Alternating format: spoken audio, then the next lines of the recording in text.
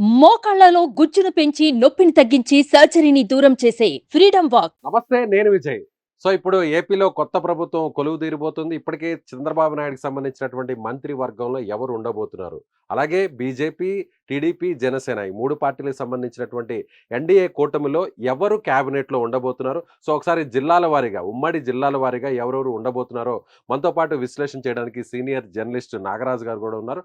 నాగరాజు గారితో మాట్లాడదాం. నమస్తే నాగరాజు గారు. నమస్తే విజయ్. రైట్, ఒకసారి మనం జిల్లాల వారీగా చూద్దాం. ఎవరెవరికి అవకాశం దొక్కే ఛాన్స్ ఉందో కూడా ఒకసారి మనం స్క్రీన్ మీద చంద్రబాబు చూద్దాం. నాయుడు గారు ఒక జట్టు ప్రిపేర్ అయిపోయింది అంటున్నారు అందరూ కూడా. టీమ్ సిబిఎన్ అంటూ కూడా రెడీ అయిపోయింది.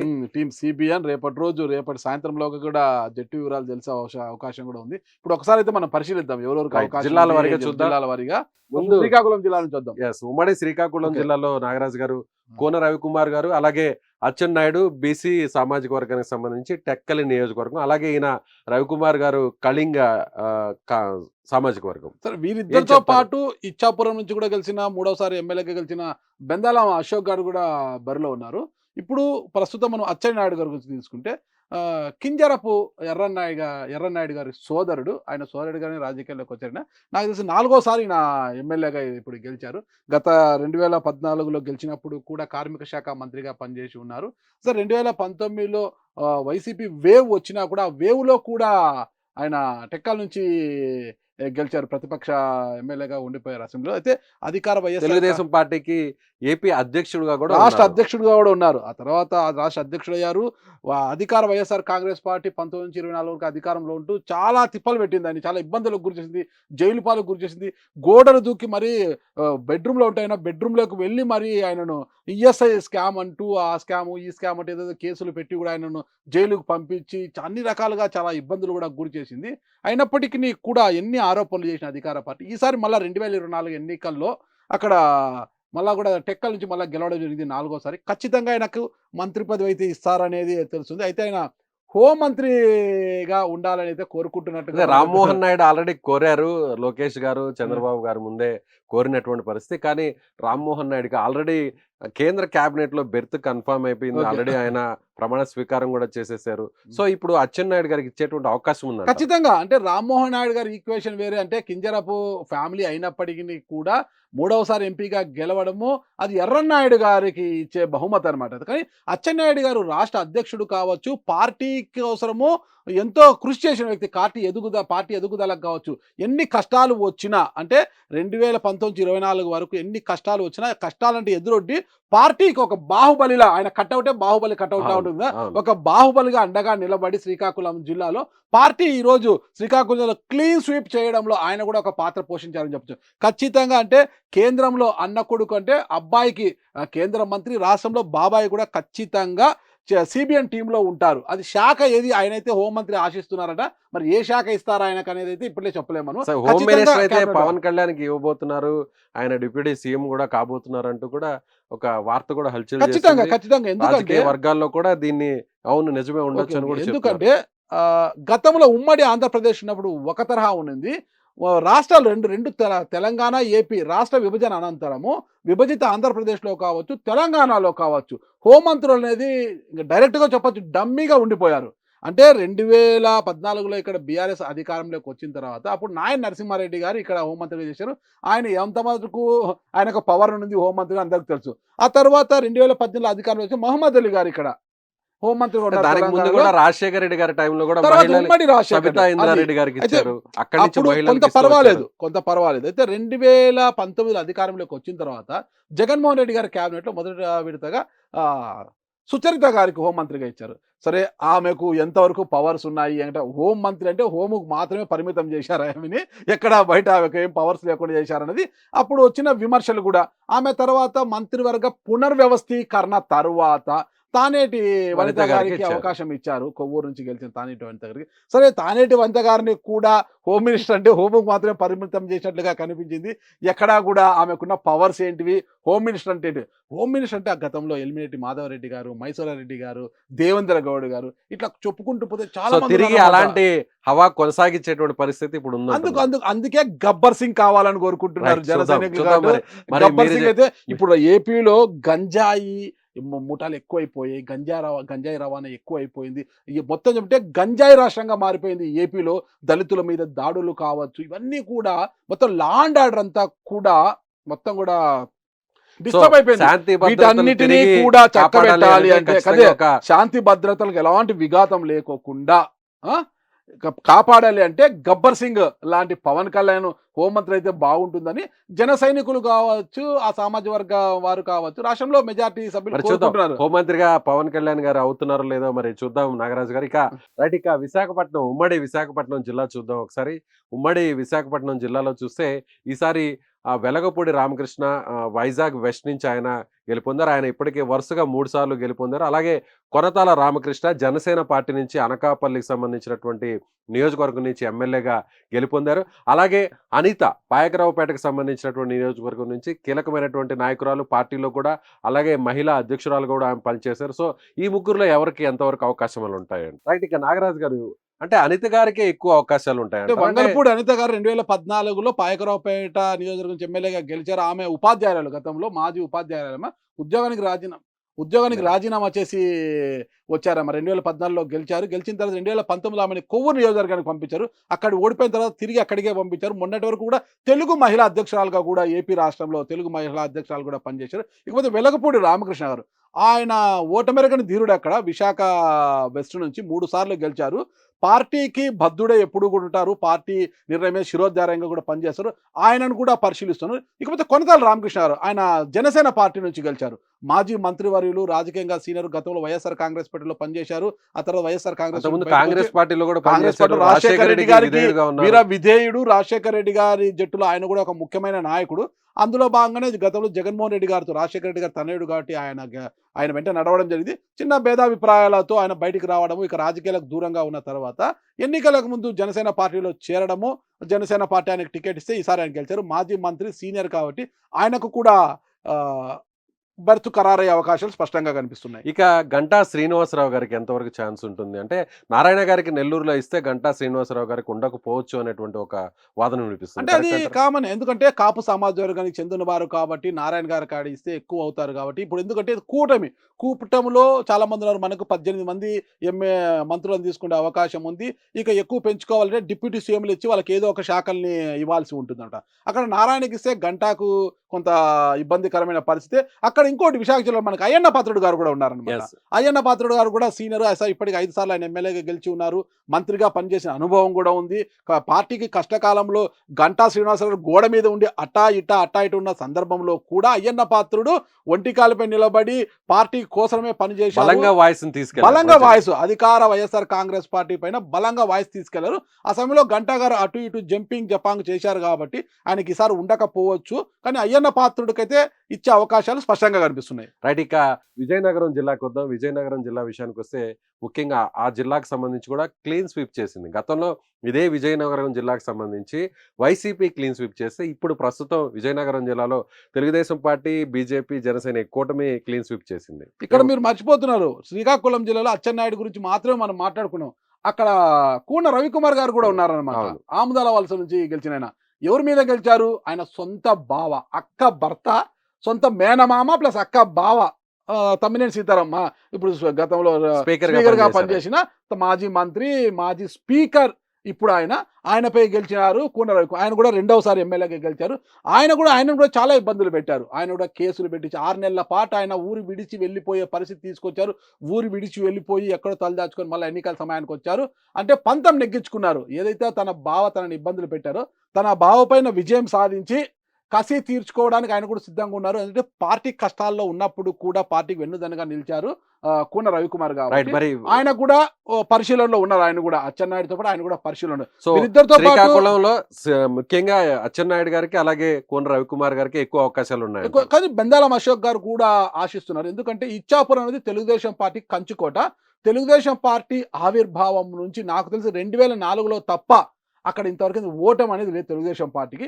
అదే నియోజకవర్గం నుంచి బెందాలం అశోక్ 3వసారి గెలిచి ఉన్నారు కాబట్టి ఆయన కూడా కాళింగ సమాజ వర్గానికి చెందినవారు. ఆ జిల్లాలో కాళింగ సమాజ వర్గం ఎక్కువ ఉంది కాబట్టి ఆయన కూడా టికెట్ ఆశిస్తున్నారు. అది కూడా పరిశీలనలో ఉంది. రైట్, ఇక విజయనగరం జిల్లా ఒకసారి పరిశీలన చేద్దాం.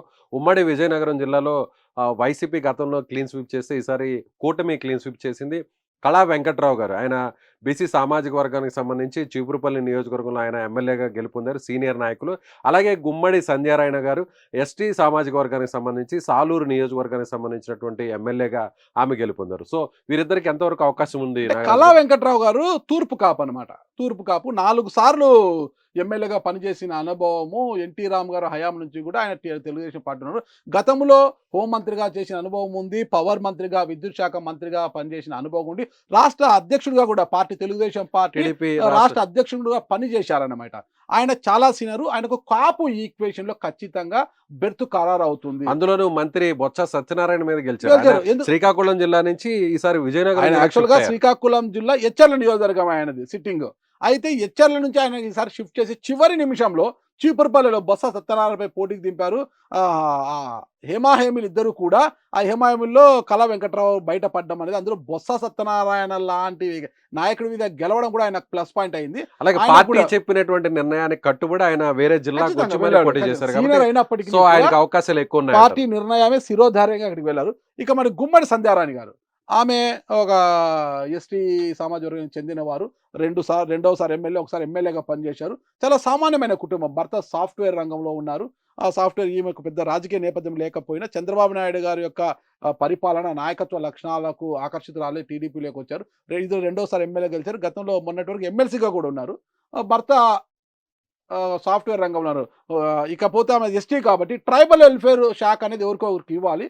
ఖచ్చితంగా ఈమెను ట్రైబల్‌లో నుంచి గెలిచారు కాబట్టి ఆమెకు ట్రైబల్ వెల్ఫేర్ శాఖ అవకాశం ఉంది అనేది స్పష్టంగా అర్థమవుతుంది. రైట్. ఇక మనం కృష్ణా జిల్లా విషయానికి వస్తాం. ఉమ్మడి కృష్ణా జిల్లా ఇది కూడా ఆల్మోస్ట్ కృష్ణా జిల్లాను కూడా ఏదైతే ఎన్డీఏ కూటమి క్లీన్ స్వీప్ చేసింది. ఈ కృష్ణా జిల్లా నుంచి ముఖ్యంగా చాలా మంది నాయకులు రేస్‌లో ఉన్నారు. అందులో కొల్లు రవీంద్ర బీసీ సామాజిక వర్గానికి సంబంధించినటువంటి నాయకులు. మచిలీపట్నం నుంచి ఈయన గెలుపొందారు. అలాగే శ్రీరామ్ తాతయ్య, ఈయన వైశ్య సామాజిక వర్గానికి సంబంధించినటువంటి ఎమ్మెల్యే, జగ్గయ్యపేట నియోజకవర్గం నుంచి గెలుపొందారు. అలాగే కొల్లు పార్థసారథి బీసీ సామాజిక వర్గం, యాదవ సామాజిక వర్గానికి సంబంధించినటువంటి ఎమ్మెల్యేగా ఉన్నారు. అలాగే కామినేని శ్రీనివాస్, ఈయన కమ్మ సామాజిక వర్గానికి సంబంధించినటువంటి ఎమ్మెల్యే. గతంలో కూడా ఈయన మంత్రిగా పనిచేశారు. ఇప్పుడు కైకలూరు నుంచి బీజేపీ అభ్యర్థిగా ఆయన గెలుపొందినటువంటి పరిస్థితి. సో ఈ నలుగురిలో ఎవరికి అవకాశం ఉందంటారు ఈ నాగరాజు? నలుగురిలో ఒక విషయం మనం చర్చించి, ఇందులో నలుగురిలో ముగ్గురికి గతంలో మంత్రిగా పనిచేసిన అనుభవం ఉంది. కొల్లు రవీంద్ర గారు 2014 నుంచి 19 వరకు బీసీ సంక్షేమ శాఖ మంత్రిగా పనిచేసిన అనుభవం ఉంది. 2019లో ఓడిపోయిన తర్వాత చాలా కేసులు ఎదుర్కొని, మర్డర్ కేసులు కావచ్చు, ఇలాంటి కేసులు ఎదుర్కొని చాలా కష్టపడ్డారు పార్టీలో. ఎన్ని కష్టాలు వచ్చినా తెలుగుదేశం పార్టీని వీడకుండా ఈసారి మళ్ళా గెలిచారు కాబట్టి బీసీ ఈక్వేషన్లో కొల్లు రవీంద్ర గారికి ఖచ్చితంగా అవకాశం ఉంది. ఇకపోతే శ్రీరామ్ తాతయ్య రెండవసారి 2014లో గెలిచారు శ్రీరామ్ తాతయ్య. తర్వాత 2019లో ఓడిపోయారు. ఈసారి మళ్ళా గెలిచి ఉన్నారు కాబట్టి ఆర్యవేశ సామాజిక వర్గానికి సంబంధించి ఎంతవరకు ఈక్వేషన్ సరిపోతాయి. భరత్ గారికి ఉన్నారు కాబట్టి పక్కన పెట్టే అవకాశం ఉంది. లేదంటే బలమైన నాయకుడు టీజీ భరత్. మరి ఆ ఈక్వేషన్ చూడాలి. ఇకపోతే కొల్లు కొల్లు పార్థసారథి పార్థసారథి ఈయన గతంలో వైసీపీ నుంచి రీసెంట్ గానే టీడీపీలోకి వచ్చారు ఆయన. సో అక్కడి నుంచి పెనమలూరు నుంచి పోటీ చేసి గెలుపొందినటువంటి ఓకే. నాయకుడు. గతంలో కాంగ్రెస్ పార్టీ హయాంలో అయిన మంత్రిగా పనిచేసిన అనుభవం కూడా ఉంది. 2014లో ఓడిపోయారు. 2019లో గెలిచినా కూడా మంత్రి పదవి ఆశించారు వైఎస్ఆర్ కాంగ్రెస్ పార్టీలో. అయితే మంత్రి పదవి అయితే దక్కలేదు. చివరికి ఆయన కొంత అసహనము చెంది పార్టీ మారాల్సి వచ్చింది. నూజివీడు అనుకుంటా, కృష్ణా జిల్లా నూజివీడు నుంచి పోటీ చేసి ఈసారి గెలిచారు. ఒక యాదవ సామాజిక వర్గానికి చెందిన నాయకుడు, సీనియరు, చాలా సౌమ్యుడు అని కూడా అంటుంటారనమాట. అందులో మంత్రిగా పనిచేసిన అనుభవం కూడా ఉంది కాబట్టి ఈసారి ఆయనను అదృష్టం వరించే అవకాశం ఉంది. గతంలో అంటే 2019లో జగన్మోహన్ రెడ్డి గారే తనకు మంత్రి పదవి ఇస్తారని ఆయన ఎంత ఆశించినా కూడా పునర్వ్యవస్థీకరణలోనైనా అవకాశం దక్కుతుందేమో అని చూశారు. కానీ ఆయన స్థానంలో అనిల్ కుమార్ యాదవ్ తీసుకున్నారు. మొదటిసారి జరిగినటువంటి మంత్రివర్గ కూర్పులో పార్థసారథి కంటే కూడా అనిల్ కుమార్ వైపే ఒగ్గు చూపడంతో ఆయన అప్పుడే అసంతృప్తి చెందారు. ఆ తర్వాత రెండోసారి అవకాశం ఇస్తారనుకున్నప్పుడు కూడా రెండోసారి ఆయన ప్లేస్ లో కారుమూరు నాగేశ్వరరావు, అంటే తణుకు నుంచి గెలిచిన కారుమూరు నాగేశ్వరరావు గారికి అవకాశం తగ్గింది. కామినేని శ్రీనివాస్ గురించి ఎంతవరకు అవకాశం కైకలూరు నియోజకవర్గం నుంచి రెండవసారి గెలిచారు కామినేని శ్రీనివాస్ గారు. గతంలో టీడీపీలో పనిచేసిన ఆయన 2014 ఎన్నికల సమయంలో బీజేపీలోకి వెళ్ళిపోవడం, అక్కడ నుంచి బీజేపీ టికెట్తో కైకలూరు నుంచి గెలిచారు. ఆ తర్వాత టీడీపీ పొత్తుల్లో భాగంగా ఆయన వైద్య ఆరోగ్య శాఖ మంత్రిగా కూడా పనిచేసిన అనుభవం ఉంది. ఇక దగ్గుపాటి వెంకటేష్ కూడా ఆయన సమీప బంధువిన, దగ్గుపాటి వెంకటేష్ గారికి సమీప బంధువు. దగ్గుపాటి వెంకటేష్ వాళ్ళ వైఫ్ ఉన్నారు కదా, వాళ్ళ వైఫ్ ఉషమ్మ అంటే మదనపల్లిలో ఉంటారు. ఆమెకు అంటే దగ్గుపాటి వెంకటేష్ వైఫ్కు స్వయాన మేనమామైన అంత దగ్గర బంధుత్వం కూడా ఉంది. ఇక 2019లో ఈయన ఓడిపోవడం జరిగింది. ఆ తర్వాత 2024లో మళ్ళీ గెలిచారు కాబట్టి సీనియర్ కావడము, బీజేపీ పార్టీలో ఒక మొక్కవోని దీక్షతో పనిచేస్తూ ముందుకు పోతున్నారనమాట. ఇక్కడ పార్టీ మారాలనే ఆలోచన కూడా లేదు. కష్టాల్లో కూడా పార్టీ వెంటంటే ఉన్నాడు కాబట్టి ఈసారి బీజేపీ ఈక్వేషన్‌లో కూటమిలో భాగంగా బీజేపీ ఈక్వేషన్‌లో ఈయనకు మరొకసారి మంత్రివర్గంలో స్థానం దక్కే అవకాశం స్పష్టంగా కనిపిస్తుంది. ఇకపోతే ముఖ్యంగా మనం చూస్తే ఇక గుడివాడ అలాగే గన్నవరం నియోజకవర్గాల్లో ఎమ్మెల్యేలుగా గెలుపొందినటువంటి ఎవరైతే యార్లగడ్డ వెంకట్రావు గారు కావచ్చు, వెనిగళ్ల రాము వీరిద్దరికి ఎంతవరకు ఛాన్స్ ఉందంటారు నాగరాజు గారు? అంటే ఇక్కడ అంటే ఈక్వేషన్స్ వంశీ గారి మీద వల్లభనేని కొడాల నాని మీద గెలిచారు కాబట్టి ఏమైనా ఛాన్స్ ఉంటుందా అంటే వాళ్ళకి? ఇద్దరు కూడా బూతు ఈయనేమో బూతు మంత్రి అంటారు. ఆయన బూతులో కాలేజీ నుంచి చదువుకొని వచ్చారంటారు ఆయన కూడా. అంటే వల్లభనేని వంశీ కూడా టీడీపీలో అంటే చంద్రబాబు నాయుడు కావచ్చు, లోకేష్ కావచ్చు, ముఖ్యంగా భువనేశ్వర్ గారిని ఎలా తూలనాడారు ఏంటి అనేది తెలుసు అందరికీ కూడా. అయితే ఆయన నోటికి తాళం వేసినట్టయింది ఈరోజు. ఆడ యార్లగడ్డ వెంకటరావు గారు గెలిచారు. గెలవడంతో నోటికి తాళం పడ్డట్టయింది. మరి చూద్దాం మరి అలాంటి వల్లభనేని వంశీని ఓడించిన యార్లగడ్డ వెంకటరావు గారికి అవకాశం ఇస్తారా లేనది కూడా మనం అంటే చూడాలి. ప్రధానంగా కమ్మ సామాజిక వర్గానికి సంబంధించినటువంటి వారు కాబట్టి సో కమ్మ సామాజిక వర్గానికి సంబంధించిన అంటే కోటాలో కమ్మ ఛాన్సులు సామాజిక తక్కువగా వర్గం ఉంటాయి. నాయకులు ఎక్కువ అయిపోతున్నారు కాబట్టి కొంత ఈక్వేషన్ తగ్గే అవకాశం ఉంది. ఇకపోతే గుడివాడలో తన ఓటమెరగని నాయకుడు తనపై ఎవరు పోటీ చేసినా సవాల్ చేశారు. లోకేష్ రామానని కూడా సవాల్ చేశారు కొడాలి నాని గారు. ఈ నేపథ్యంలో ఆడ రాము గారు నిలబడము, కొడాలి నానిని ఓడించి ఆయన గెలవడం కూడా జరిగింది. మరి కొడాలి నాని లాంటి నాయకుడిని ఓడించడం కూడా ఒక ప్లస్ పాయింట్ ఆయనకు. మరి ఆయన అభ్యర్థిత్వాన్ని పరిశీలిస్తుందా లేదా అనేది కూడా చూడాలి. రైట్. ఇక ఉమ్మడి గుంటూరు జిల్లా విషయానికి వద్దాం. ఒకసారి ఉమ్మడి గుంటూరు జిల్లాలో కూడా ఈసారి కూటమి క్లీన్ స్వీప్ చేసింది. ఖచ్చితంగా రాజధాని ఇంపాక్ట్ ఈ రిజల్ట్ మీద చాలా స్పష్టంగా కనిపించింది. అమరావతిని వైసీపీ వ్యతిరేకించడంతో మొత్తం అన్ని నియోజకవర్గాల్లో కూడా అత్యధిక స్థానాలు ఉన్నటువంటి జిల్లాగా ఉన్నటువంటి ఉమ్మడి గుంటూరు జిల్లాలో ఈసారి ఎవరికి ఛాన్స్ దొరుకుతుందో చూద్దాం. ముందుగా నారా లోకేష్ గారు ఉన్నారు. ఈయన మంగళగిరి నుంచి తొలిసారిగా ఎమ్మెల్యేగా భారీ మెజారిటీతో గెలుపొందారు. ఆ తర్వాత అనగాని సత్యప్రసాద్ గారు, ఈయన బీసీ సామాజిక వర్గానికి సంబంధించి రేపల్లె నియోజకవర్గం నుంచి ఈయన గెలుపొందారు. అలాగే నక్కా ఆనంద్ బాబు, ఈయన సీనియర్ నాయకులు పార్టీలో, ఈయన ఎస్సీ సామాజిక వర్గానికి సంబంధించినటువంటి నాయకులు, వేమూరు నియోజకవర్గం నుంచి ఈయన గెలుపొందినటువంటి పరిస్థితి. ఇక నాదెండ్ల మనోహర్ గారు, ఈయన జనసేన పార్టీలో చాలా కీలకమైనటువంటి నాయకుడు. సో నెంబర్ 2గా చెప్పాలి జనసేన పార్టీలో. ఆయన తెనాలి నియోజకవర్గం నుంచి గెలుపొందారు. ఈయన కూడా కమ్మ సామాజిక వర్గానికి సంబంధించినటువంటి ఎమ్మెల్యేగా ఉన్నారు. ఇక ధూళిపాలి నరేంద్ర, ఈయన కూడా చాలా సీనియర్ నాయకులు. ఈయన కూడా కమ్మ 6 నియోజకవర్గానికి సార్లు ఎమ్మెల్యేగా సంబంధించినటువంటి గెలిచారు. 6వ సారి ఇది గెలవడం. నాయకులు. ఇక ఈయన పొన్నూరు నుంచి తిరిగి గెలుపొందినటువంటి పరిస్థితి. గతంలో మాత్రమే ఆయన ఓడిపోయారు. ఆ అంతే. తర్వాత తిరిగి మళ్ళీ ఇప్పుడు ఆయన గెలుపొందినటువంటి పరిస్థితి. అలాగే ఇక జోలకంటి బ్రహ్మారెడ్డి, మాచర్ల నియోజకవర్గం, రెడ్డి సామాజిక వర్గం. అంటే పల్నాడు జిల్లాలో జరిగినటువంటి ఫ్యాక్షన్ రాజకీయాలు, ఇటీవల జరిగినటువంటి విధ్వంసం కావచ్చు, ఘర్షణలు కావచ్చు, ఇవన్నీ కూడా చూసినటువంటి పరిస్థితి. సో మాచర్లకి ఈసారి అవకాశం ఉంటుందా? బ్రహ్మారెడ్డికి ఎంతవరకు ఛాన్స్ ఉంటుందో చూడాల్సి ఉంది. మాచర్లలో పిన్నెల్లి సోదరుల యొక్క ఆగడాలకు కళ్ళెం వేయాలి అంటే ఖచ్చితంగా జూలకంటి బ్రహ్మారెడ్డికి మంత్రివర్గంలో చోటు దక్కితేనే అక్కడ న్యాయం చేయగలుగుతారు. ఎందుకంటే వాళ్ళని ఢీకొట్టాలంటే ఇతనికి ఎమ్మెల్యే పవర్ కాదు, ఇంకా అదనపు పవర్ కావాలన్నమాట. ఎందుకంటే ఎన్నికల సమయంలో చూసాము, ఎన్నికలకు ముందు చూసాం మనము, ఒక మారణ హోమం అగ్నిగుండం చేశారనమాట అక్కడ మొత్తం కూడా మాచర్లను. ఆ తర్వాత ఎన్నికల సమయంలో ఎలా జరిగింది, ఈవీఎంనే పగలగొట్టే విషయాన్ని కూడా మనం వీడియోలు కూడా చూసాం కదా. అంటే ఇలాంటి పిన్నెల్లి సోదరులను ఢీకొట్టాలి, వాళ్ళ ఆగడాలకు కళ్ళెం వేయాలంటే జూలకంటి బ్రహ్మారెడ్డికి ఖచ్చితంగా మంత్రి పదవిలో చోటు దక్కితేనే అక్కడ ఆయన ధీటుగా పోరాడగలడు అనేది ఆయన అభిమానులు ఆశిస్తున్నారు. నారా చూద్దాం మరి. లోకేష్ గారి విషయానికి వస్తే ఆయనకి ఖచ్చితంగా పార్టీకి సంబంధించినటువంటి నాయకులు, కార్యకర్తలు అందరూ కూడా ఖచ్చితంగా నారా లోకేష్ గారు ఈసారి ఆయనకు హోం శాఖను ఇవ్వాలంటూ కూడా డిమాండ్ చేస్తున్నటువంటి పరిస్థితి. ఏమంటారు నాగరాజు గారు? అది ఎక్కడ పోగొట్టుకున్నామో అక్కడే వెతుక్కోవాలి అన్న నానుడిని లోకేష్ గారు అలవర్చుకున్నారు. మంగళగిరిలో తొలిసారి అంటే 2019లో పోటీ చేసి ఓడిపోయిన నారా లోకేష్ గారు ఖచ్చితంగా అంటే నియోజకవర్గాన్ని మార్చుకోలేదు. అక్కడ టీడీపీ గెలిచింది లేదు, ఎప్పుడు కూడా కాంగ్రెస్ పార్టీ అడ్డా అది. దాని తర్వాత వైఎస్ఆర్ కాంగ్రెస్ పార్టీ గెలుస్తూ వచ్చింది అక్కడ. కానీ ఎక్కడే పోగొట్టుకున్నాను అక్కడే వెతుక్కోవాలి. ఎక్కడ కష్టతరంగా ఉంటుందో అక్కడ పోటీ చేసి గెలిస్తేనే కదా మజా ఉండేది, ఆ కిక్ భారీ ఉండేది. మెజార్టీతో అది కూడా గెలుపొందారు. 91,000 మెజార్టీతో, భారీ మెజార్టీతో నారా లోకేష్ గారు గెలిచారు. అయితే ఇక్కడ ఆయన అభిమానులు కావచ్చు, టీడీపీ శ్రేణులు ఆయనకు హోంమంత్రి ఇస్తే బాగుంటుంది అని అనుకుంటున్నారు. కొంతమంది గతంలో చేసినట్టుగా ఐటీ శాఖ శాఖ, పంచాయతీరాజ్ శాఖ, తిరిగి ఇస్తే గ్రామీణ బాగుంటుంది శాఖ కానీ కొంతమంది అంటున్నది ఏంటంటే నారా లోకేష్ గారు ఈసారి మంత్రివర్గంలో ఉండకపోవచ్చు, ఆయన రాష్ట్ర అధ్యక్ష బాధ్యతలు తీసుకొని భావి సీఎం అంటున్నారు కదా, ఇంకా పార్టీ పైన పట్టు పెంచుకునే అవకాశాలు స్పష్టంగా ఉన్నాయంటే రాష్ట్రం అంతా తిరగాలి, రాష్ట్ర అధ్యక్ష బాధ్యతలు చేపట్టి చంద్రబాబు నాయుడు గారి తర్వాత పార్టీని నడిపించేది నారా లోకేష్ గారే కాబట్టి ఇప్పుడే రాష్ట్ర బాధ్యతలు తీసుకొని ఇంకా పార్టీని బలోపేతం 2029లో కూడా తిరిగి తెలుగుదేశం పార్టీని అధికారంలోకి కొనసాగించే తీసుకురావాలి విధంగా అంటే కూడా గిన లోకేష్ గారు అంటే మంత్రివర్గంలోకి వెళ్తే గిన ఇంకా 24 గంటలు శాఖకు పరిమితం కావాల్సి వస్తుంది. బిజీ సెక్రటేరియట్ విధులు అవన్నీ ఉంటాయి కాబట్టి రాష్ట్ర అధ్యక్షుడు అయితే కొద్దిగా ఫ్రీగా ఉంటుంది, రాష్ట్రం అంతా తిరిగి పార్టీని బలోపేతం చేయొచ్చు.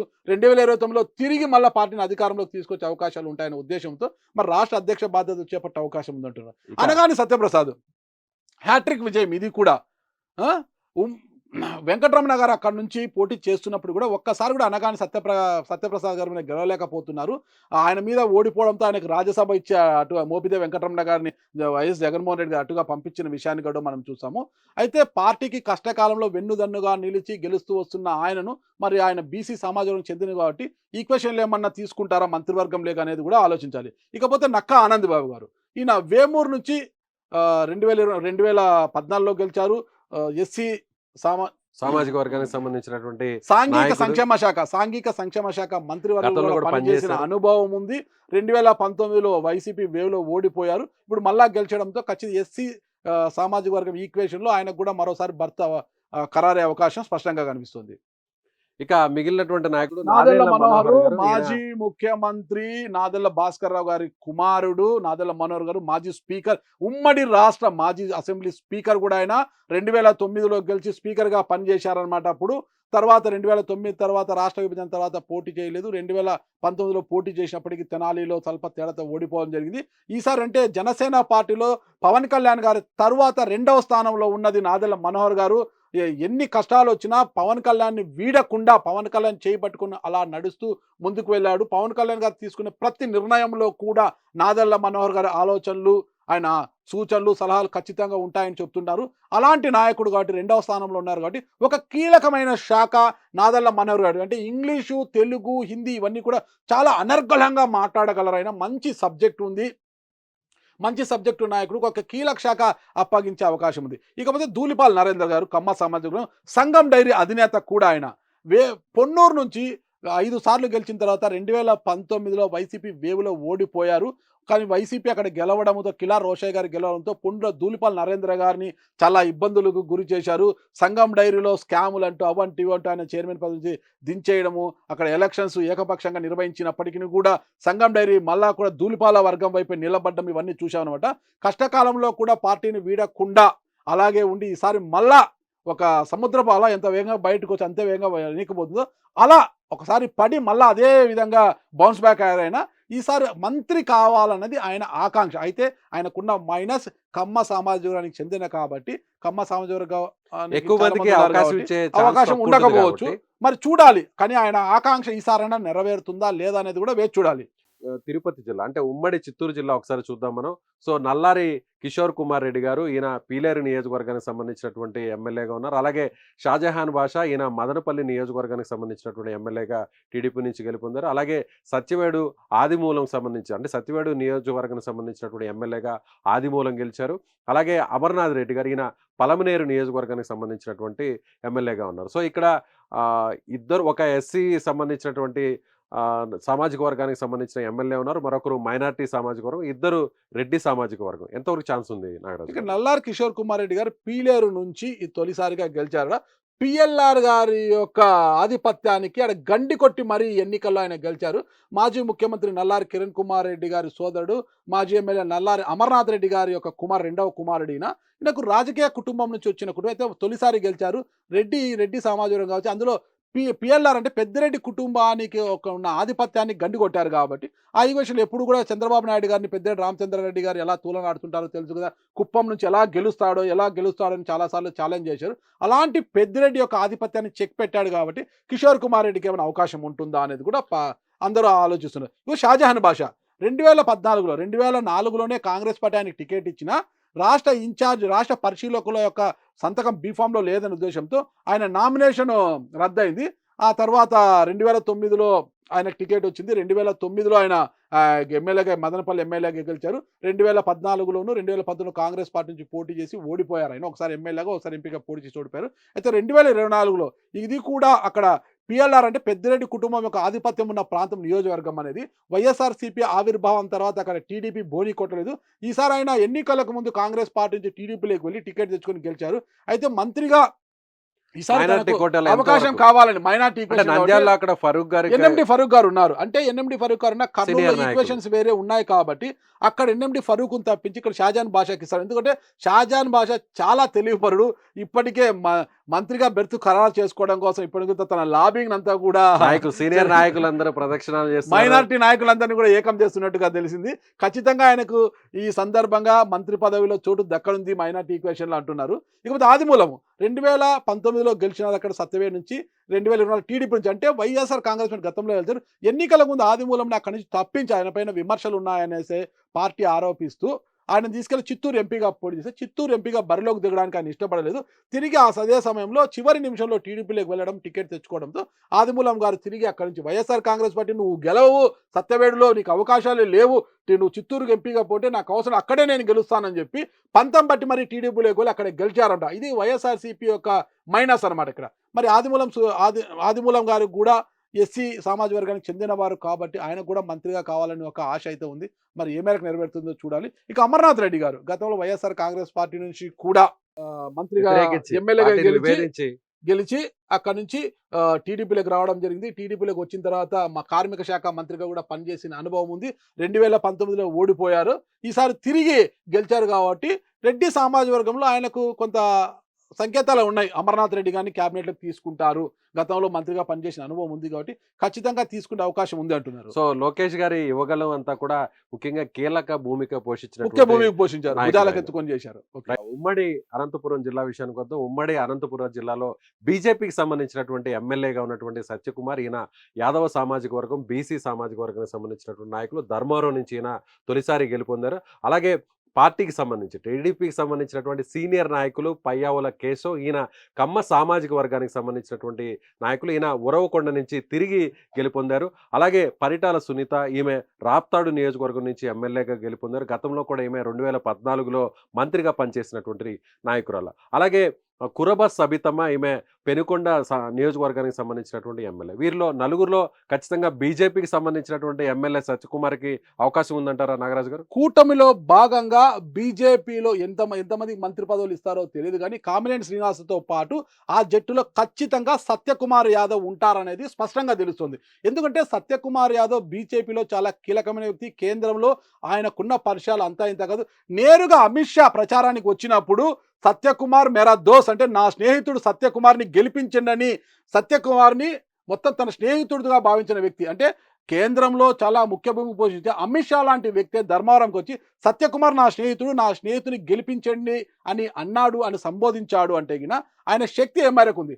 దానికి తోడు సత్యకుమారు బీసీ సామాజిక వర్గానికి చెందినది, యాదవ్ సామాజిక వర్గము. ఆయన కడప జిల్లా ప్రొద్దుటూరుకు చెందినవాడు. అసలుకు ధర్మవరంకు ఆయనకు ఏ మాత్రం సంబంధం లేని వ్యక్తి. ఆయన హిందూపురం నుంచి ఎంపీగా పోటీ చేయాలని చూస్తే చివరి నిమిషంలో రాజకీయ సమీకరణలో భాగంగా ఆయన ధర్మవరం తీసుకొచ్చారు. ధర్మవరం తీసుకొచ్చే సమయానికి నెల రోజుల సమయం కూడా లేదు. ధర్మవరంలో సత్యకుమార్ యాదవ్ అంటే ఎవ్వరికి కూడా తెలియని వ్యక్తి. అయినప్పటికీ అతి తక్కువ కాలంలోనే తనకున్న రాజకీయ పరిజ్ఞానము, తన తెలివితేటలతో ప్రజలను ఆకట్టుకొని 5,000 పైచులకు మెజార్టీ కేతిరెడ్డి మీద గెలిచినటువంటి కేతిరెడ్డి సంచలన వెంకటరామరెడ్డి నాయకుడు. గడప గడపకు ధర్మవరం, గుడ్ మార్నింగ్ ధర్మవరం అంటూ నిత్యం ప్రజల్లో ఉండే కేతిరెడ్డి వెంకటరామరెడ్డిని ఓడించడం కూడా ఒక సంచలనం. ఎవ్వరు కూడా ఆడ కేతిరెడ్డి ఓడిపోతారు అనుకోలేదు. చివరి నిమిషంలో ఆయన పైన గెలిచిన నాయకుడు ఈయన.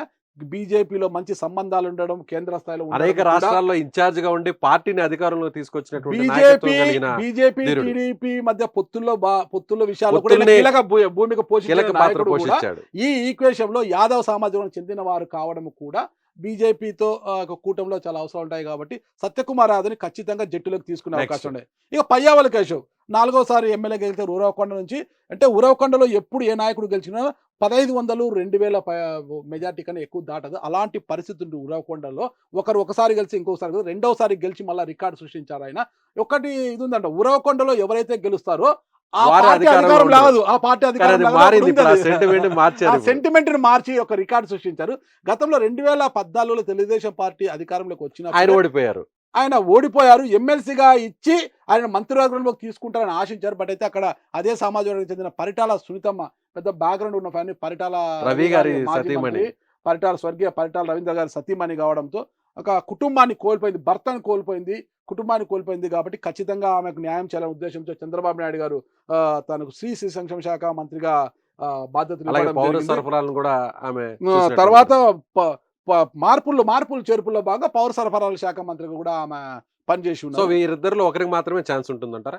ఖచ్చితంగా ఒకరికే. ఇక్కడ పయ్యావుల కేశవ్ గారికి వస్తే సునీతమ్మ గారికి ఇస్తారా లేదా?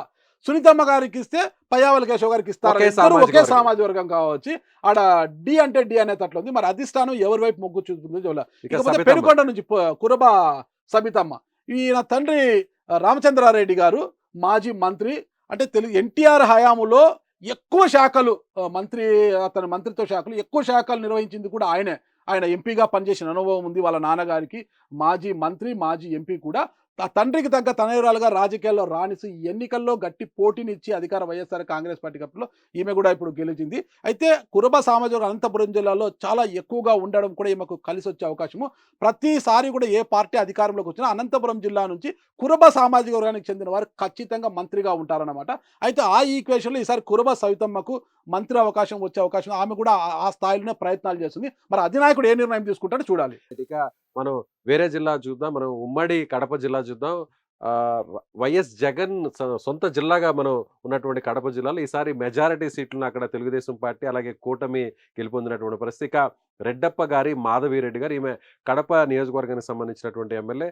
2 దశాబ్దాల తర్వాత అక్కడ తెలుగుదేశం పార్టీని జెండాను ఎగరవేసినటువంటి నాయకురాలు. అలాగే ఇక బీటెక్ రవి కమ్మ సామాజిక వర్గం, ఈయన మాజీ ఎమ్మెల్సీ. అయితే జగన్మోహన్ రెడ్డికి సంబంధించినటువంటి పులివెందల నియోజకవర్గానికి సంబంధించినటువంటి నాయకులు ఆయన అక్కడి నుంచి పోటీ చేశారు. అయితే ఓడిపోయినప్పటికీ కూడా అక్కడ జగన్మోహన్ రెడ్డి హవా తగ్గించాలంటే, చెక్ పెట్టాలంటే బీటెక్ రవికి ఒకవేళ మంత్రివర్గంలో ఛాన్స్ ఇచ్చేటువంటి అవకాశం ఉందంటారు ఎమ్మెల్సీ చేసి? అది ఛాన్స్ అయితే ఉంది విజయ్. ఎందుకంటే ఫస్ట్ మనం కడప రెడ్డమ్మ గారి గురించి మాట్లాడదాం. కడప రెడ్డమ్మ అంటే ఆమె రెడ్డప్ప గారి మాధవిరెడ్డి గారు. ఆమె వాళ్ళ నాన్న ఒక ఇరిగేషన్ ఎస్సీగా పనిచేసి ఉన్నారు. ఆయన కూతురు ఇప్పుడు ప్రస్తుతం వాళ్ళ భర్త రెడ్డప్ప గారి శ్రీనివాసరెడ్డి గారు అంట. అందరూ వాసన్న వాసన్న అని ముద్దుగా పిలుచుకుంటారు కడపలో. ఆయన టీడీపీలో పొలిట్ బ్యూరో సభ్యులుగా ఉన్నారు. లోకేష్ గారికి కావచ్చు, చంద్రబాబు నాయుడు గారికి చాలా సన్నిహితంగా ఉంటారు, వారికి దగ్గరగా ఉంటారు, పార్టీలో చాలా కీలకంగా ఉంటారు. సరే, అదే ఈక్వేషన్ లో కడప జిల్లా బాధ్యతలంతా కూడా ఆయన భుజాల మీద వేసుకొని నాయకుడు. మొత్తం సొంత ఖర్చులతో పార్టీని ముందుకు నడిపిన నాయకుడైన చాలా మంచి వ్యక్తి, చాలా మృదు స్వభావి, వివాదరహితుడు. ఎవ్వరికి కూడా వివాదాలకైతే ఎప్పుడు చాలా మంచి వ్యక్తి శ్రీనివాసరెడ్డి. అలాంటి శ్రీనివాసరెడ్డి గారి వైఫే రెడ్డప్ప గారి మాధవిరెడ్డి గారు. అయితే ఇక్కడ ఒకటి, 2 దశాబ్దాల తర్వాత టీడీపీ జెండా ఎగిరింది అనడం కన్నా కడప నియోజకవర్గం నుంచి తొలిసారిగా బరిలో గెలిచిన మహిళా ఎమ్మెల్యే కూడా మాధవిరెడ్డి గారు. మంచి వాక్చాతుర్యము, ఉన్నత విద్యాధికురాలు, మంచి వాక్చాతుర్యం ఉంది. మహిళా ఈక్వేషన్ లో రెడ్డి మహిళా ఈక్వేషన్ లో దట్టు రెడ్డప్ప గారి శ్రీనివాసరెడ్డి గారి వైఫ్, ఈ అన్ని ఈక్వేషన్ లో ఖచ్చితంగా మాధవిరెడ్డి గారికి మంత్రివర్గంలో చోటు ఖచ్చితంగా దక్కుతుందని అయితే అందరూ భావిస్తున్నారు. ఇకపోతే బీటెక్ రవి పులివెందల చెందినవాసి. 2009 నుంచి కూడా ఆయన వైఎస్ జగన్మోహన్ రెడ్డి గారి పైన పోటీ చేస్తూ వస్తున్నారు. 2014 నుంచి కూడా 2009లో రాజశేఖర రెడ్డి గారిపై పోటీ చేశారు. 2014లో జగన్మోహన్ రెడ్డి గారి పైన పోటీ చేశారు. వైఎస్ వివేకానంద రెడ్డి గారి మీద ఎమ్మెల్సీ లోకల్ బాడీ 2014 తర్వాత జరిగిన లోకల్ బాడీ స్థానిక సంస్థల ఎమ్మెల్సీ ఎన్నికల్లో వివేకానంద రెడ్డి గారిపై పోటీ చేసి గెలిచారంట. అప్పట్లో వైఎస్ఆర్ కాంగ్రెస్ పార్టీకి కడప జిల్లాలో స్థానిక సంస్థలు మెజారిటీ సభ్యులు ఉన్నప్పటికీ కూడా బీటెక్ రవి గారు గెలవడం అనేది ఒక సంచలనం జరిగింది. ఈ విషయం కూడా వైఎస్ వివేకానంద రెడ్డి మర్డర్ విషయంలో కూడా ఈ విషయాలు కూడా చాలా మంది చర్చించారు. అయితే బీటెక్ రవి గారు అసలు పులివెందలలో తెలుగుదేశం పార్టీ కార్యాలయమే ఉండకూడదు అని వైసీపీ భావిస్తే పులివెందల టు కడపకు వెళ్లే రహదారికి పక్కనే అతి సుందరమైన పార్టీ కార్యాలయాన్ని, చాలా పెద్దగా, అంటే గుంటూరులో ఏదైతే ఉందో టీడీపీ రాష్ట్ర కార్యాలయం దానికి సమానంగా కార్యాలయాన్ని అతి పెద్దగా నిర్మించారు ఆయన. అట్టుగా జగన్మోహన్ రెడ్డి గారు వెళ్ళేటప్పుడు కూడా ఆ కార్యాలయాన్ని చూసి వాళ్ళ పార్టీ శ్రేణులపైన కూడా చిందులేసినట్టు తెలిసింది. అసలు పార్టీ కార్యాలయం ఇంత పెద్దగా నిర్మిస్తుంటే మీరు ఏం చేస్తున్నారనేది కూడా ఆయన మందలించినట్లు కూడా తెలిసింది. అంతటి ధీరుడు. అయితే ఈసారి గట్టిగా పోటీ నుంచి జగన్మోహన్ రెడ్డి గారి మెజార్టీలో గత మెజార్టీతో పోల్స్తే 30,000 తగ్గించిన ధీరుడు కూడా బీటెక్ రవి. ఈ ఈక్వేషన్ అంటే జగన్మోహన్ రెడ్డి గారికి పులివెందులో చెక్ పెట్టాలి అంటే భవిష్యత్తులో 2029లో అయినా చెక్ పెట్టాలంటే బీటెక్ రవిని మంత్రివర్గంలోకి తీసుకుంటే ఆయనకు కలిసి వచ్చేది మరింత బలాన్ని ఇచ్చినట్టు అవుతుంది అనేది అయితే అందరూ భావిస్తున్నారు. మరి చూద్దాం అధిష్టానం ఏం భావిస్తుందో. ఇకపోతే ఉమ్మడి నెల్లూరు జిల్లా విషయానికి వద్దాం. ఉమ్మడి నెల్లూరు జిల్లాలో 10 స్థానాల్లో 10 స్థానాల్ని తెలుగుదేశం పార్టీ క్లీన్ స్వీప్ చేసినటువంటి పరిస్థితి. ముందుగా నారాయణ గారు ఉన్నారు. నారాయణ గారు ఈయన కాపు సామాజిక వర్గానికి సంబంధించినటువంటి నాయకులు. ఈయన నెల్లూరు సిటీ నుంచి భారీ మెజార్టీతో గెలుపొందారు. అలాగే కోటరెడ్డి శ్రీధర్ రెడ్డి గారు ఈయన నెల్లూరు రూరల్ నుంచి గెలుపొందారు. ఈయన రెడ్డి సామాజిక వర్గానికి సంబంధించినటువంటి నాయకులు. హ్యాట్రిక్ ఎమ్మెల్యేగా గెలుపొందారు. ఎన్నికలకు ముందు వైసీపీ నుంచి ఈయన తెలుగుదేశం పార్టీలోకి వచ్చారు. తిరిగి ఆయన భారీ మెజార్టీతో ఈయన కూడా గెలుపొందారు. ఇక వేమిరెడ్డి ప్రశాంత్ రెడ్డి గారు, ఈమె కొవ్వూరు నియోజకవర్గానికి సంబంధించినటువంటి ఎమ్మెల్యేగా ఉన్నారు. ఈమె కూడా అత్యధిక మెజారిటీతో గెలుపొందారు. ఈమె గతంలో వైసీపీలో అంటే వైసీపీకి సంబంధించినటువంటి రాజ్యసభ సభ్యులుగా ఉన్నటువంటి వేమిరెడ్డి ప్రభాకర్ రెడ్డి గారి సతీమణి. ఆయనతో పాటు ఈమె కూడా నేరుగా పార్టీ నుంచి తెలుగుదేశం పార్టీలో జాయిన్ అయ్యారు. ఓవైపు నెల్లూరు ఎంపీగా వేమిరెడ్డి ప్రభాకర్ రెడ్డి గారు పోటీ చేసి 2 లక్షల పైచిలకు మెజార్టీతో గెలుపొందారు. ఈమె కూడా 30,000 పైచిలకు మెజార్టీతో కొవ్వూరు నియోజకవర్గం నుంచి ఎమ్మెల్యేగా మీరు గెలుపొందారు. మర్చిపోయింది వీరి నుంచి నెల్లూరు ఉమ్మడి నెల్లూరు జిల్లా నుంచి సోమిరెడ్డి సర్వేపల్లి నుంచి గెలిచిన సోమిరెడ్డి చంద్రమోహన్ రెడ్డి గారు కూడా ఆయన కూడా పార్టీలో చాలా సీనియర్. పార్టీ ఆవిర్భావం నుంచి ఉన్నాడు. గతంలో మంత్రిగా పలుసార్లు మంత్రిగా పనిచేసిన అనుభవం కూడా ఉంది. ఆనం రామనారాయణ రెడ్డి గారు కూడా ఉన్నారు. ఆత్మకూరు నుంచి ఎమ్మెల్యేగా గెలుపొందారు. కాంగ్రెస్ పార్టీలో సీనియర్ నాయకులు. రాజశేఖర రెడ్డి గారి మరణం తర్వాత ఏర్పడిన సంక్షోభంలో ఆయన కూడా ముఖ్యమంత్రి రేసులో ఉన్న వ్యక్తి. అందుకోసం ఆయన నెల్లూరులో ఆ రోజు యాగాలు అన్ని కూడా చేసిన విషయాలన్నీ చూసాం మనము. ముఖ్యమంత్రి రేసులో ఉన్నారు ఆయన. వీళ్ళిద్దరు కూడా రేసులో ఉన్నారన్నమాట. అయితే రామనారాయణ రెడ్డి గారికి ఈసారి స్పీకర్ గా అవకాశం ఇచ్చే ఛాన్స్ ఉందని తెలుస్తుంది. ఎందుకంటే సీనియర్ గా ఆయన చాలా సార్లు ఎమ్మెల్యేగా గెలుపొందారు. పార్టీలో కూడా మంత్రిగా పనిచేసి ఆర్థిక శాఖ మంత్రిగా పనిచేసిన అనుభవం కూడా ఆయన. మున్సిపల్ శాఖ అయితే మంత్రి. ఈసారి ఆనం రామనారాయణ రెడ్డి మంత్రి పదవి ఇద్దరికైతే అవకాశం ఉంటుంది ఆడ. నారాయణ గారికి అందులో ఒకరు, నారాయణ గారికి పక్క ఆయనకు మరి ఏ శాఖ ఇస్తారని తెలియదు. నారాయణ గారు తెలుగుదేశం పార్టీ కోసం ఎంతో సేవ చేశారు. 2014లో గెలిచి సిఆర్డిఏ చైర్మన్ గా తో పాటు మంత్రిగా కూడా పురపాలక శాఖ మంత్రిగా పనిచేశారు. రాష్ట్ర రాజధాని నిర్మాణంలో ముఖ్య భూమికి పోషించారు. అయితే 2019లో ఓడిపోయిన తర్వాత ఆయన ఉన్నత విద్యార్థికుడు, ఎన్నో విద్యా సంస్థల అధినేత. ఆయనని వైఎస్ఆర్ కాంగ్రెస్ పార్టీ 30 తిప్పలు పెట్టింది. 10th క్లాస్ పేపరు లీకేజ్ విషయంలో కూడా ఆయన బాధ్యుని చేస్తూ ఆయన కేసులు నమోదు చేసి ఆయన అరెస్టు అంటే జైలుకు పంపించే దాకా తీసుకెళ్లారు. దేవుడు కాపాడాడు. అలాగే రాజధానికి సంబంధించినటువంటి అనేక అంశాల్లో కూడా ఈయన మీద కేసులు బనాయించినటువంటి పరిస్థితి. సో నారాయణ గారు 2014లో ఆయన సేవలు అవసరం అంటే ఎమ్మెల్సీ ఇచ్చి మరీ మంత్రివర్గంలోకి తీసుకున్నారు. సో అమరావతి రాజధాని నిర్మాణ బాధ్యతలంతా కూడా పూర్తి స్థాయిలో నారాయణ గారే చూసినటువంటి పరిస్థితి. అలాగే ఇక కోటరెడ్డి శ్రీధర్ రెడ్డి గారికి, ప్రశాంత్ రెడ్డి గారికి ఎంతవరకు అవకాశం ఉందంటారు? కోటంరెడ్డి శ్రీధర్ రెడ్డి గారు సీనియరు, ప్రజల్లో పీపుల్స్ లీడర్ అయినా ఎప్పుడు నిత్యం ప్రజల్లోనే ఉంటారు. ఈరోజు ఒక ఎన్నికలకు ముందు వైఎస్ఆర్ కాంగ్రెస్ పార్టీని విభేదించి ఈరోజు టీడీపీలోకి వచ్చినా కూడా ఏ పార్టీలో ఉన్నా కోటంరెడ్డి శ్రీధర్ రెడ్డిని చూసి అక్కడ ప్రజలు ఓట్లేసి దాదాపు 20,000 అనుకుంటే 19,000 పైచులకు మెజార్టీతో ఆయన గెలిపించారు 3వసారి. మరి ఆయనకు కూడా మంత్రి కావాలన్న ఆకాంక్ష అయితే ఉంది. మరి చూద్దాం, పరిశీలిద్దాం. ఇక వేమిరెడ్డి ప్రశాంత్ రెడ్డి గారు ఇప్పుడు కేంద్రంలో ఖచ్చితంగా వేమిరెడ్డి ప్రతాప్ రెడ్డి గారు, వేమిరెడ్డి విపిఆర్ గారు, వేమిరెడ్డి కేంద్రంలో కానీ మంత్రి పదవి ఆయనకి దక్కితే మాత్రం ప్రశాంత్ రెడ్డి గారికి ఇవ్వకపోయే అవకాశం ఉండదు. కానీ అక్కడ దక్కలేదు కాబట్టి ప్రస్తుత మంత్రివర్గ విస్తరణలో భాగంగా వేమిరెడ్డి గారికి ఇచ్చే అవకాశం ఉంది అని అంటున్నారు. సో ఒకవేళ అదే జరిగితే ప్రశాంత్ రెడ్డి గారికి అవకాశం ఉండకపోవచ్చు. రైట్. ఇక మనం ఉమ్మడి తూర్పుగోదావరి జిల్లా ఒకసారి చూద్దాం. ఎస్, పవన్ కళ్యాణ్ గారు కాపు సామాజిక వర్గం పిఠాపురానికి సంబంధించినటువంటి ఎమ్మెల్యేగా ఉన్న పవన్ కళ్యాణ్ గారు ఫస్ట్ రేసులో ఆ జిల్లా నుంచి ఉన్నారు. అలాగే రాష్ట్ర స్థాయిలోనే చంద్రబాబు నాయుడు గారు తర్వాత ప్లేస్లో మంత్రివర్గంలో ఉండేది పవన్ కళ్యాణ్ గారు అని చెప్పాలి. ఇక సీనియర్ నాయకులు రాజమండ్రి రూరల్ నియోజకవర్గానికి సంబంధించినటువంటి ఎమ్మెల్యే బుచ్చయ్య చౌదరి గారు, ఈయన కమ్మ సామాజిక వర్గానికి సంబంధించినటువంటి ఎమ్మెల్యే. అలాగే ఇక కందుల దుర్గేష్ గారు నిడదవోలుకు సంబంధించినటువంటి ఎమ్మెల్యేగా ఆయన ఉన్నారు. ఆయన కూడా జనసేన పార్టీకి సంబంధించినటువంటి సీనియర్ నాయకులుగా ఉన్నారు. సో పవన్ కళ్యాణ్ గారి గురించి ఏమంటారు నాగరాజు గారు?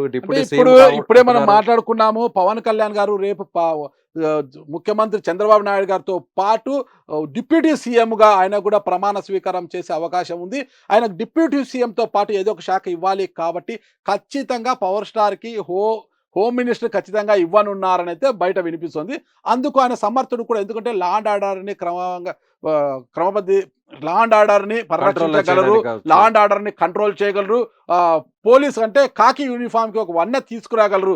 ఇదిరా పోలీస్ అనేలా లా అండ్ ఆర్డర్‌ని నడిపించగలరు అందులో పవన్ ఆయన కళ్యాణ్ కొన్ని గారు అయితే చాలా అనేది. సందర్భాల్లో చెప్పారు నాగరాజు గారు. ఆయన ఆ! ఒక కానిస్టేబుల్ కుమారుడినంటూ కూడా ఓకే. ఓకే. చెప్పుకొచ్చారు. ఆ! పోలీస్ కుటుంబానికి సంబంధించినటువంటి వ్యక్తిగా కూడా ఆయన చెప్పారు. సో, హామీలు కూడా ఇచ్చారు ఎన్నికల పోలీసుల్ని ఎలా ప్రచారంలో. గౌరవించాలో కూడా ఆయన చెప్పడం జరిగింది. వారాంతపు సెలవులు, పోలీసులకు రావాల్సిన డీఏలు, టీఏలు సకాలంలో ఇప్పించేలా చర్యలు తీసుకుంటున్నాం. మా నాన్న ఏఎస్ఐగా చేశారు. నేను ఎస్ఐగా కాలేకపోయానురా. నువ్వన్నా ఎస్ఐ కా అవును. అనే విధంగా మా నాయన చెప్పేవారు నాకన్నారు కాబట్టి, పోలీసుల పైన అతనికి అమితమైన ప్రేమ అన్నమాట. పోలీసుల ప్రతి పైన మీటింగ్‌లో కూడా ఆయన ఆ! పోలీసుల గురించి ప్రేమ ప్రస్తావిస్తూ, ప్రేమ గౌరవిస్తూ కనబరుస్తుంటారు. వచ్చేవారు. కనుక ఆ డిపార్ట్‌మెంట్ ఆయన చేతికొచ్చే అవకాశం ఉంది. ఆ శాఖ ఆయన చేతికొచ్చే అవకాశం స్పష్టంగా కనిపిస్తోంది.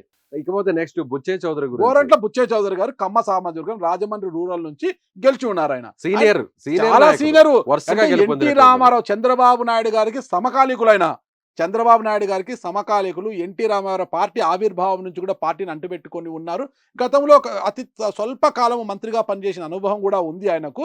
అయితే ఈసారి ఆయనకు మాజీ మంత్రి ఈసారి మళ్ళా మంత్రివర్గంలో చోటు దక్కించుకొని మంత్రి చేయాలనే ఆకాంక్ష 2014లోనే ఆయన మంత్రి పదవి ఆశించారు. కానీ సామాజిక సమీకరణలో భాగంగా ఆయనకు దక్కలేదు.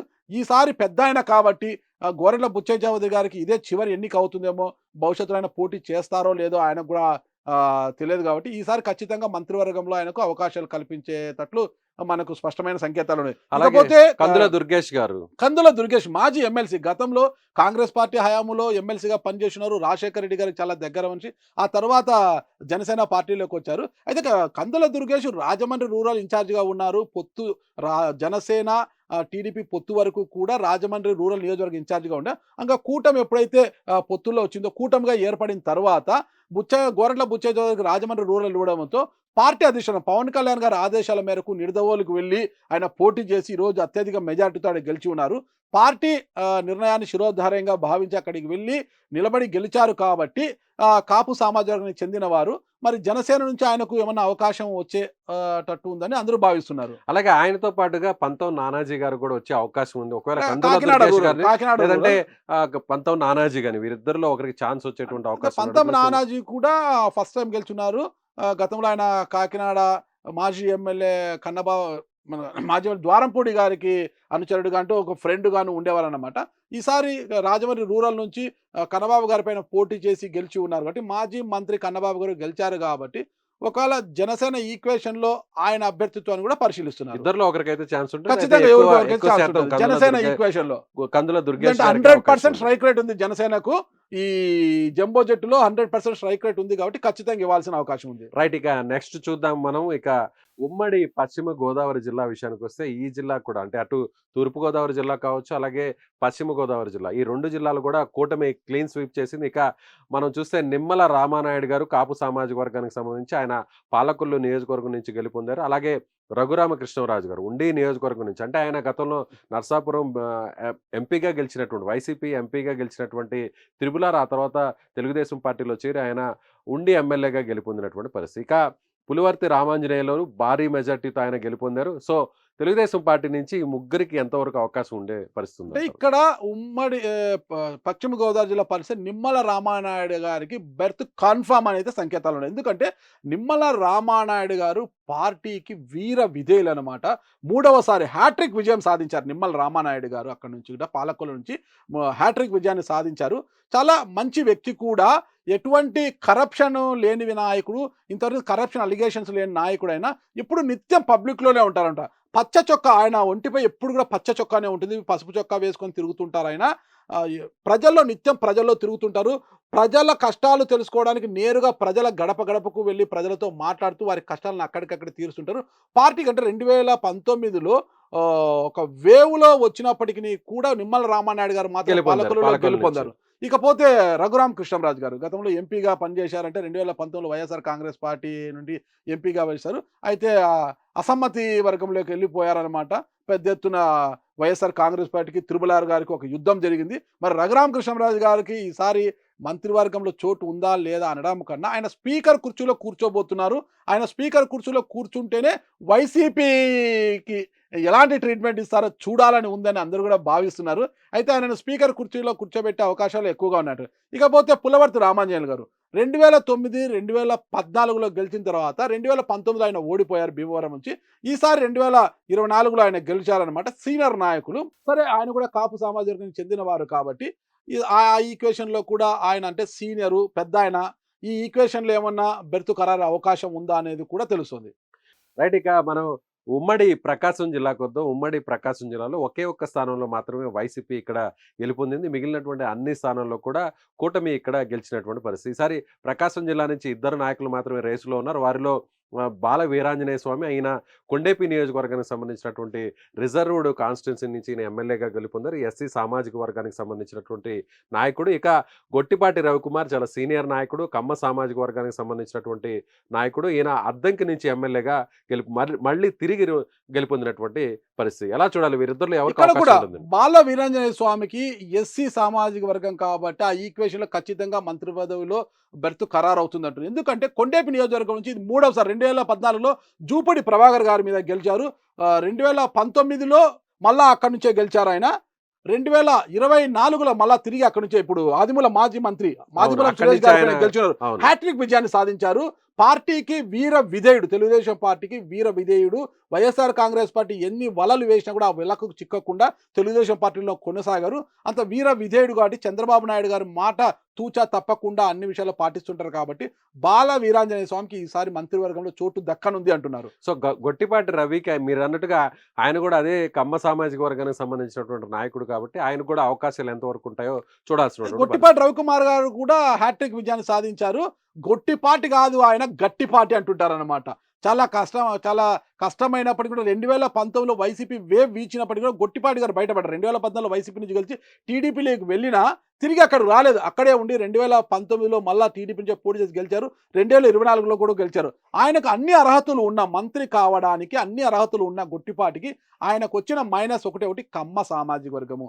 కమ్మ సామాజిక వర్గం కావచ్చు, చాలా మంది కమ్మ సామాజిక వర్గం నాయకులు ఉన్నారు కాబట్టి టీడీపీలో కాస్త అవకాశం. ఉమ్మడి కర్నూలు జిల్లాలో కూడా చూస్తే మనకి టీజీ భరత్ కర్నూలు నుంచి ఆయన ఎమ్మెల్యేగా గెలుపొందారు. టీజీ వెంకటేష్ కుమారుడుగా ఉన్నారు. వైశ్య సామాజిక వర్గానికి సంబంధించినటువంటి టీజీ భరత్ తొలిసారి ఎమ్మెల్యేగా గెలుపొందారు. ఇక బీసీ జనార్దన్ రెడ్డి సీనియర్ నాయకులు, పార్టీకి సంబంధించినటువంటి అనేక కార్యక్రమాలను భుజస్కంధాలపై వేసుకొని నిర్వహించినటువంటి నాయకుడు. ఈయన బనగానపల్లి నుంచి ఎమ్మెల్యేగా గెలుపొందారు. అలాగే కోట్ల సూర్యప్రకాష్ రెడ్డి, ఈయన డోన్ నియోజకవర్గానికి సంబంధించినటువంటి ఎమ్మెల్యే. కోట్ల సూర్యప్రకాష్ రెడ్డి కోట్ల ఫ్యామిలీకి సంబంధించినటువంటి వారసుడిగా ఉన్నారు. సో ఈయనకు ఎంతవరకు మంత్రి పదవి దక్కే అవకాశం ఉందంటారు ఇక నాగరాజు? ఫస్ట్ మనం టీజీ భరత్ గారిని చూసుకుంటే ఒక బలమైన రాజకీయ నేపథ్యం ఉన్న కుటుంబం. అలానే టీజీ వెంకటేష్ గారు మాజీ మంత్రివర్యులు కూడా ఒక పెద్ద కుటుంబం. ఆ సామాజిక వర్గంలోనే దేశవ్యాప్తంగా వాళ్ళకి మంచి పలుకుబడింది. ఒక ఇండస్ట్రియలిస్ట్, ఒక వ్యాపారవేత్త, ఎన్నో వ్యాపారాల్లో వాళ్ళు ఉన్నారనమాట. దేశవ్యాప్తంగా కూడా టీజీ కుటుంబం తెలియని వారు అంటే ఒక ఆరవేశ సమాజానికి చెందిన వారు. టీజీ వెంకటేష్ గారి కుమారుడు కావడం కూడా ఆయన అదృష్టమే అనమాట.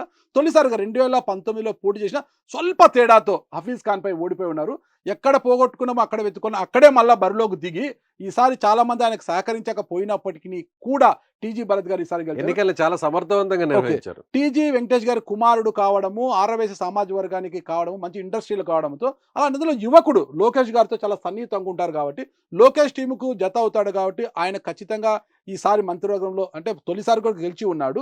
ఏదేమన్నటి కూడా బలమైన ఈక్వేషన్ ఉంది కాబట్టి మంత్రివర్గంలో చోటు దక్కుతుంది అంటారు. ఇకపోతే బీసీ జనార్దన్ రెడ్డి గారు, ఈయనకంటే ఉమ్మడి కర్నూలు జిల్లా, ప్రస్తుత నంద్యాల జిల్లాకు వస్తారు బనగానపల్లి. 2014లో గెలిచారన్నమాట. పార్టీలో చాలా కీలక పాత్ర పోంచారు. 2019 ఎన్నికల సమయంలో వైఎస్ఆర్ కాంగ్రెస్ పార్టీ ఈయనకు గాలం వేసినప్పటికీ కూడా ఆయన వెళ్ళలేదు. ఎంపీగా టికెట్ ఇస్తాము, రావాలి, నంద్యాల ఎంపీగా బరిలోకి దింపుతాము, కావాలంటే బనగానపల్లి ఎమ్మెల్యే టికెట్ ఇస్తామన్నా కూడా ఆయన అటువైపు వెళ్ళలేదు. లేదు, టీడీపీని వీడే ప్రసక్తే లేదని టీడీపీ నుండే పోటీ చేసి ఓడిపోయాడు. ఓడిపోయినప్పటికీ కూడా పార్టీ బాధ్యతలు కర్నూలు జిల్లాలో ఏ కార్యక్రమం అప్పచెప్పినా కూడా దాన్ని దిగ్విజయంగా నిర్వహించిన నెల్లూరులో లోకేష్ గారు ఇన్ఛార్జిగా ఉన్నారు. కర్నూలు జిల్లాలో ఏ బాధ్యత అప్పచెప్పినా కూడా తన భుజస్కంధాలపై వేసుకొని పార్టీని ముందుకు నడిపిన ధీరుడైన ఈసారి ఖచ్చితంగా పార్టీలో ఆయనకున్న సంబంధాలు కావచ్చు, పార్టీ కోసం ఆయన చేసిన శ్రమ కావచ్చు, ఇదంతా ఊరికే పోదు. ఖచ్చితంగా మంత్రివర్గంలో అవకాశం లేదు. ఇక మాజీ ముఖ్యమంత్రి కుటుంబానికి సంబంధించినటువంటి కోట్ల సూర్యప్రకాష్ రెడ్డి గారి ఆయనకి విజయభాస్కర్ రెడ్డి గారు విజయభాస్కర్ రెడ్డి కుమారుడు. 2 సార్లు ఆయన తండ్రి కోట్ల విజయభాస్కర్ రెడ్డి గారు ఉమ్మడి ఆంధ్రప్రదేశ్కు 2 సార్లు ముఖ్యమంత్రిగా పనిచేసిన వ్యక్తి. కోట్ల అంటేనే రాయలసీమలో తెలియని వాళ్ళు లేరు. ఒక పెద్ద బ్యాక్గ్రౌండ్ రాజకీయ పునాదులు ఉన్న ఫ్యామిలీ. కోట్ల సూర్యప్రకాష్ గతంలో ఎంపీగా, కేంద్ర మంత్రిగా కూడా పనిచేసిన అనుభవం ఉంది. 2019లో కర్నూలు నుంచి పోటీ చేసి ఓడిపోయారైనా. ఈసారి అక్కడ డోన్లో ఆర్థిక శాఖ మంత్రి, మాజీ ఆర్థిక శాఖ మంత్రి బుగ్గన రాజేంద్రనాథ్ రెడ్డి గారి పైన పోటీ చేసి గెలిచారైనా. బుగ్గన పైన గెలవడం ఏంటి అనుకున్నారు అందరూ కూడా. బుగ్గన చాలా అభివృద్ధి చేశారు డోన్ని. అక్కడ కోట్ల సూర్యప్రకాష్ రెడ్డి గారి ఆటలు సాగవని అందరూ కూడా భావించారు.